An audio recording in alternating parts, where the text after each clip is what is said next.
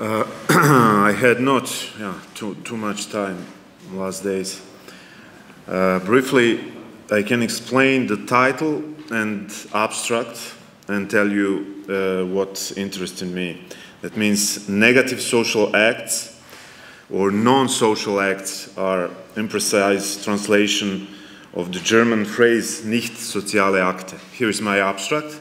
I would like to briefly describe negative social acts and affirm that difference from both negation and social acts. Following this, I would also like to elaborate on the importance of these acts for acting together in group agency. My intention above all is to take the designation nicht soziale Akte, which Adolf Reinach mentions but does not thematize in his brief 1911 text, Nicht soziale und soziale Akte.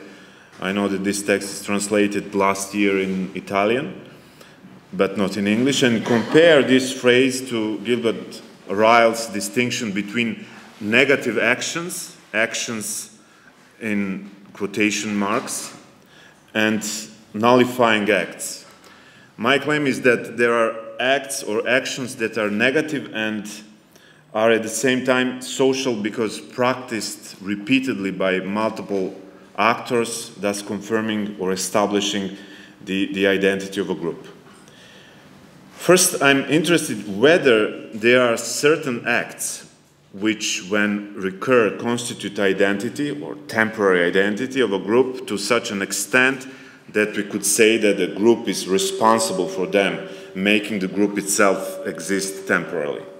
Let us say a group of children is collecting money in public across various towns of a country, such for example as Serbia, all in a given day, for example, a big Red Cross charity drive for the benefit of developmentally challenged children. If children in town A collect more money than children in town B, we could say that there is a group of kids in town B, i.e. that there are various members of this group responsible as a group for collecting less money than the group in town A. Naturally, some of the members of group B are aware right away why there is less money. For example, first of all, too much abstention in group B, in city B. And also, which is hearsay and rumor at first, but shortly a few of the boys and girls publicly admit as much to the rest of the group. The reason is that a few of the collection purses have been partially picked and not all the collected money has been turned in at the end of the day, leaving the total short compared to town A. Instead of the common purse, part of the money from town B ends up in the particular pockets of different boys and girls who acted together with all the children on that day. The example is at once good and bad. It gave me first pleasure to make the main actors of this construction be those who are not at all subjects, nor individuals, group or collective, and that means children. Children are, of course, not magically innocent, and they, of course, steal. As great consumers, they are probably the main engine of movement to capital and thus stability to capitalism as such. By capitalism here I mean inequality, that is the production of inequality. This example is bad because this scene, this theatrical moment with a whole host of anonymous actors, those who collect money and those donating it, is a priori great social theater in which money as a social factor par excellence connects all. The goal of money collecting is to strengthen social integration by helping those children who are unable to be part of the group or who are in a state of precarity. On the other hand, the example is good because we can assume several other kinds of acts. There are children who refused to participate in this gesture of goodwill because they are actively, for example, trained football and their team is playing the team from town A on that day. Or else some children are helping their parents pick apples. Some children are lazy or cannot stand other children, or are more interested in video games to the point of excluding charity work. Further, one of the boys spent all the money to took from his collection purse to buy chewing gum for the entire group, meaning that the children were asking for donation while chewing stolen gum. One girl skimmed her collection purse, abandoned the charity drive, and went to the movies. Still, another girl who took money from the purse took it home and turned it over to her parents and sister who suffers from polio.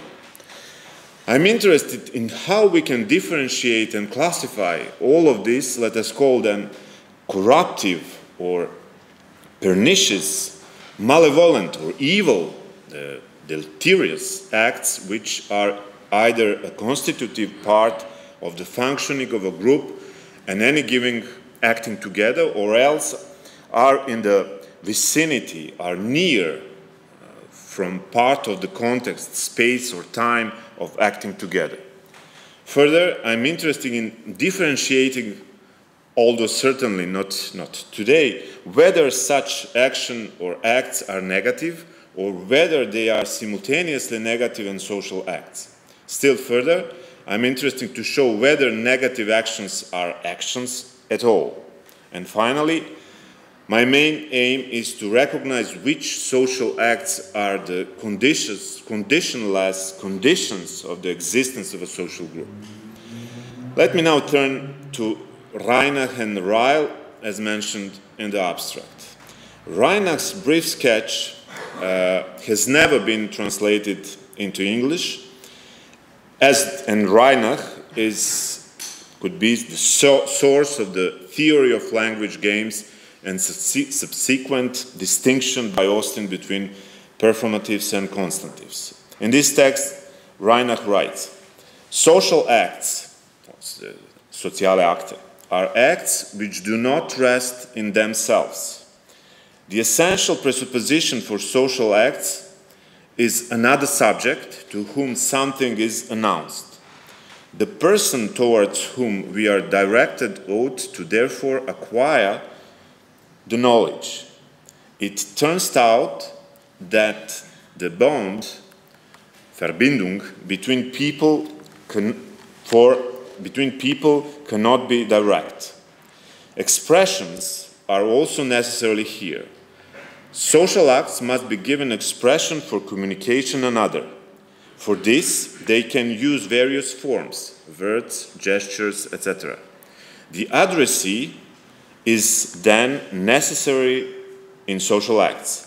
To the end, the apparent form, Erscheinungsform, of these acts is necessary. The direction the expression takes towards the addressee is at the heart of these acts and is their very soul. And second, the apparent form is not their essence, but rather their body. It exists only because among us humans, things are such that we can know our internal acts only through their apparent form. If social relations are constituted by way of social acts, this is attitude of Reinach, negative social acts would be primarily those acts that break the knot or knots or connections between the elements of the group or groups. It goes without saying that these are in one way or another violent acts, but also private acts, such as, for example, hatred.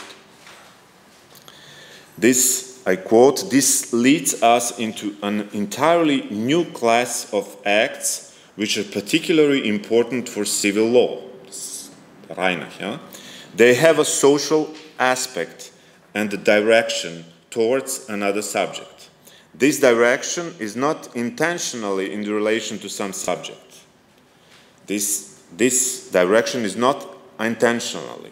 These acts here ought to be differentiated from hatred envy, or the like. They have a direction towards someone through something. Envy is not spoken to another subject, does not refer to the other subject. The question, in contrast, is essentially directed at another, penetrates into that other, calling him to reveal himself. On the contrary, a lie could potentially be a social act, although private lies could be non-social. In a sense, a private life would be a nonsense. For example, in Charles Travis is preparing a text entitled Private Lies, although I do not know what will come of it. Is a private life the one that is uttered to someone close, for example, wife, brother, parent, child, but not in the family circle, because the family being the primary group? Once again, how can we determine negative social acts as precisely as possible? In negative actions, Gilbert Ryle, this is the text from 73, called these acts as acts into question, if they are acts. That's why quotation marks.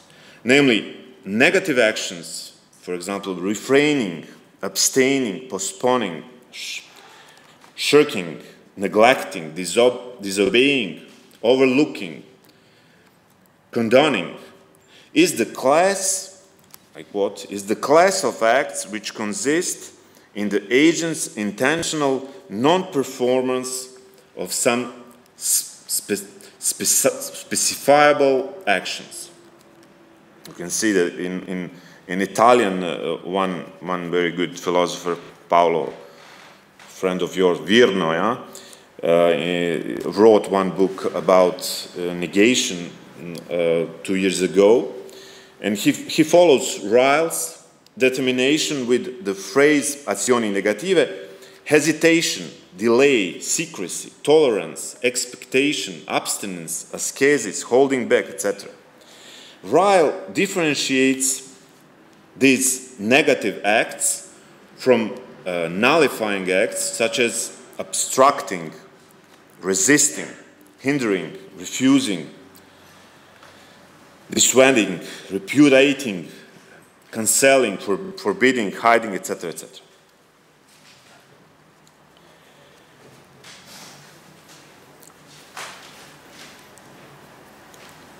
Are they acts that negate social acts, negative social acts, in which case they are not ordinary negative acts, but are negative and at the same time social acts? Or are they all acts that are simply not social? When Reinach defines hatred or envy, he says, envy is not spoken to the other subject, does not refer to the other subject.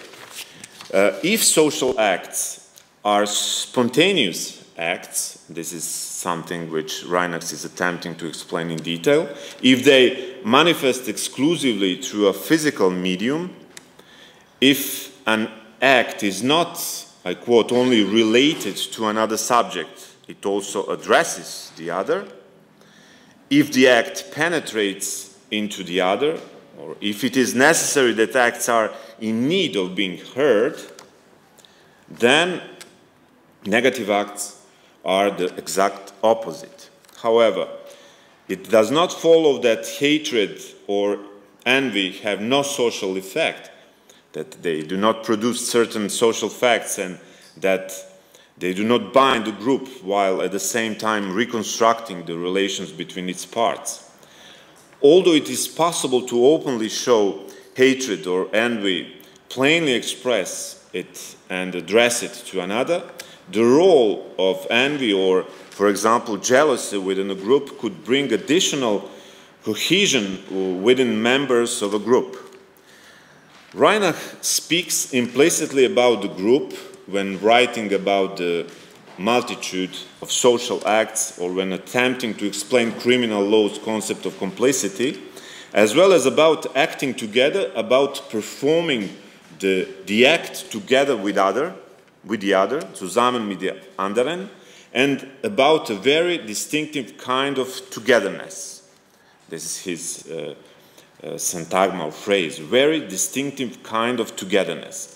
But social acts themselves are never capable of achieving a consistency of common social action, thus bringing about the identity of the group. What is this syntagma, very distinctive kind of togetherness? I quote Reinach at the end: "It should not be reduced to identity of content or of addressee, and even less to the deliberate simultaneous performance of the act. In these cases, we would always have several distinct acts. We have rather to do here with a case where each of the persons performs the act in union, in Verein, with the others, where each knows of the participation of the others, lets the other participate, and participates himself. We have one single act, which is performed by two or more persons together. One act with several subjects." Yes, let's finish. But what is necessarily in the first place for an act to be imputed to a group and not to a multitude of subjects are negative acts in one way or another, as an addition to social acts, the conditionless conditions for the existence of group agent. I will end my talk today on that question, that is, on that assumption. Thank you.